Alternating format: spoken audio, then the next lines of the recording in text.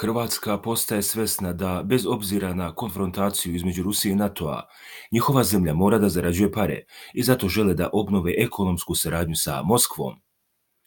Pošto na drugačiji način NATO nije mogao da dođe do informacija kakva je dugoročna strategija Rusije na Balkanu, prema mišljenju Dušana Prorokovića iz Centra za strateške alternative, hrvatska predsjednica Kolinda Grabar-Kitarović stavljena je u poziciju opipavanja pulsa Moskvi i procene kako će se dalje Kremlj ponašati na Balkanu i u kom smeru će ići rusko-srpski odnosi. Također, sasvim je moguće da Grabar-Kitarovićeva bude osoba koja će preneti određenu poruku Putinu. Na primjer, ponuda tipa: ukoliko Rusija nastavi sa širenjem vojne saradnje sa Srbijom, onda će verovatno i NATO mnogo više investirati u Hrvatsku i Albaniju.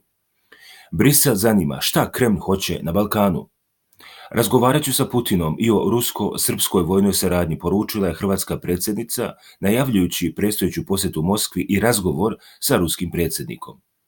Sve što se tiče buduće posjete Kolinde Grabar-Kitarović Moskvi treba sagledavati, sugeriše Proroković, u kontekstu odnosa između Rusije i NATO-a, a ne u kontekstu odnosa Rusije i Hrvatske.